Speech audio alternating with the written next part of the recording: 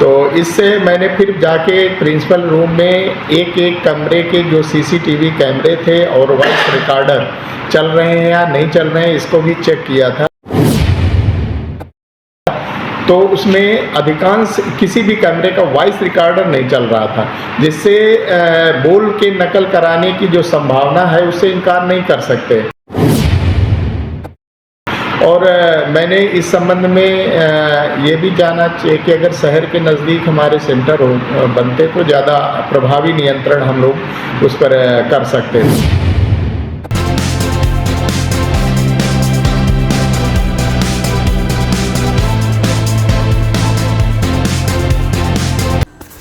आजमगढ़ में राजेंद्र स्मारक inter college में डीएलएड की परीक्षा में इमला बोलकर कराई जा रही थी नकल। सीसीटीवी कैमरे के साथ भी की गई थी छेड़छाड़। कापियों को सील करते समय बंद कर दिए जाते थे कैमरे। जेडी ने 9 अगस्त को ही परीक्षा नियामक को जांच कर भेज दी थी रिपोर्ट। परीक्षा नियामक सचिव को रिपोर्ट भेजने के बाद भी नकल के सौदागर इमला बोलकर नकल करा रहे थे। जेडी की रिपोर्ट के बाद पुलिस प्रशासन जागा और 13 अगस्त को छापा मारा तो प्रधानाचार्य सहित 12 लोगों को गिरफ्तार कर लिया। इन सभी के पास से 18 लाख रुपए कैश भी बरामद किए गए हैं जो परीक्षार्थियों से वसूले गए थे। गिरफ्तार किए गए लोगों में स्कूल के प्रबंधक, टीचर, चपरासी तक शामिल।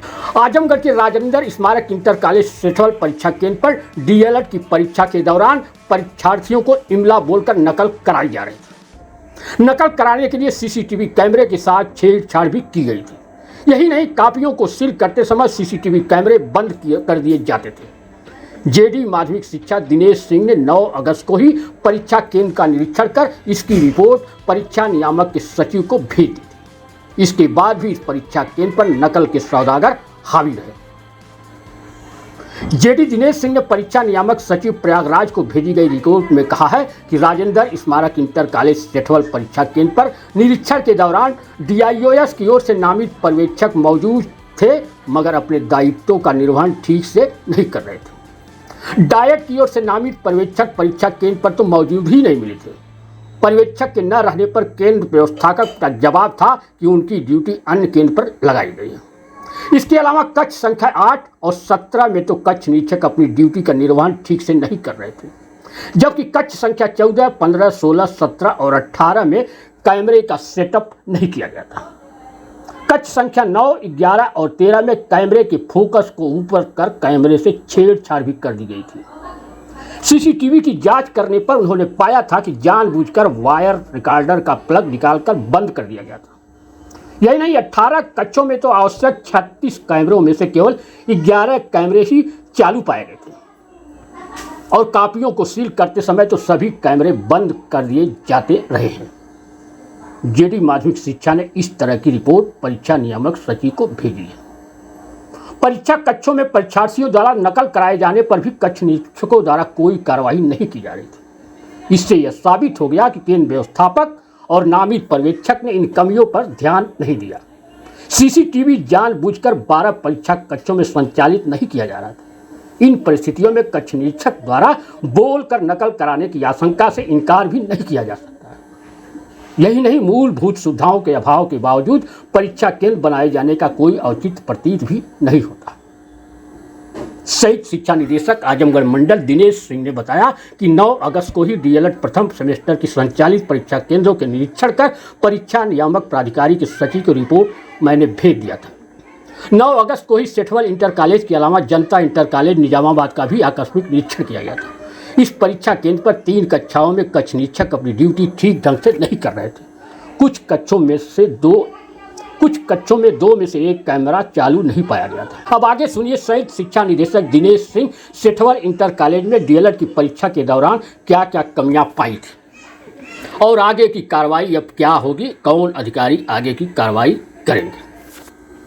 डीएलएड की जो परीक्षाएं चल रही हैं उसको हम लोगों ने कुछ परीक्षा केंद्र देखा था और जिस परीक्षा केंद्र की आप बात करना चाह रहे थे सेठवल में भी मैं 9 तारीख को मैंने इंस्पेक्शन किया था।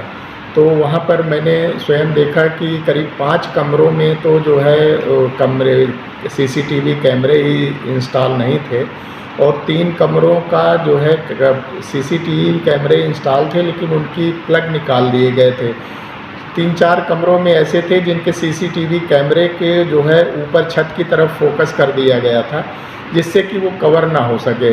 और कुछ हमारे ऐसे जो पर्यवेक्षक थी वो भी बैठे हुए मिले, तो मैंने उस पर आपत्ति की थी कि और जो डाइट की तरफ से ऑब्जर्वर लगे थे वो वहाँ उपलब्ध नहीं थे।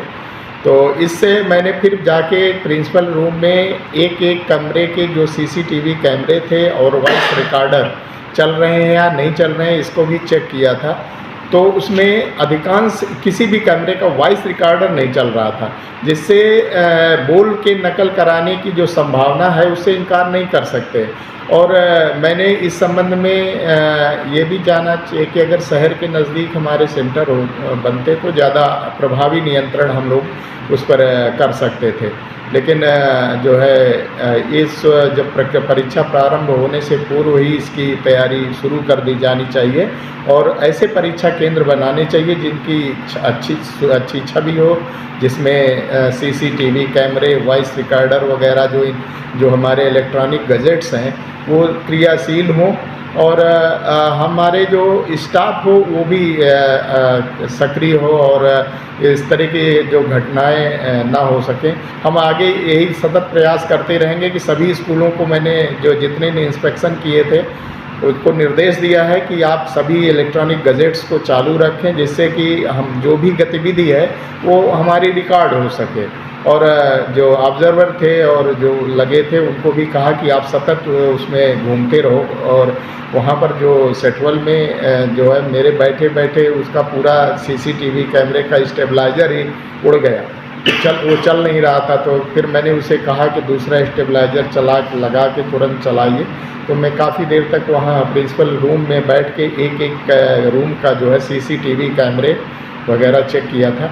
तो मुझे भी बोल कर नकल कराने की जो संभावना है उससे मैं इनकार नहीं कर सकता था, इसलिए मैंने अपनी जांच रिपोर्ट में इन सारे तथ्यों का उल्लेख करते हुए सचिव पीएनपी परीक्षा नियामक को मैंने भेजा है।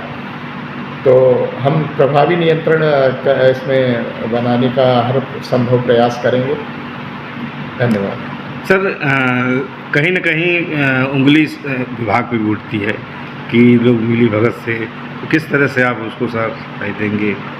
नहीं, विभाग अब उंगली तो उठाने, लेकिन जो है परीक्षा केंद्रों पर नकल तो हमारे स्कूल का स्टाफ ही कराता है। हमारी तरफ से जो जिला विद्यालय निरीक्षक की तरफ से भी एक ऑब्जर्वर लगाया गया है। हमारे डाइट के जो पूरी डीएलएड परीक्षा के नियंत्रक अधिकारी हैं उनकी तरफ से भी ऑब्जर्वर लगाया गया है। प्रभावी नियंत्रण तो कोई बाहर से जाके तुरंत यहाँ से तो नहीं कर सकता कि हर केंद्र पर कोई बैठा रहेगा।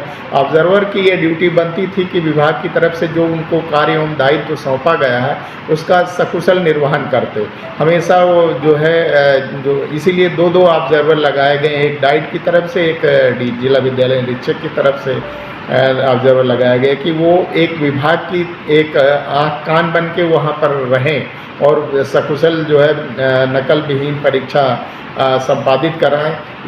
ये ऑब्जर्वर की भी ड्यूटी थी वहाँ पर, जो किसी न शायद वो अपने ड्यूटी का सही ढंग से निर्वहन नहीं कर रहे हैं वहाँ। सर, आपके द्वारा क्या क्या उसमें कार्रवाई की जाएगी?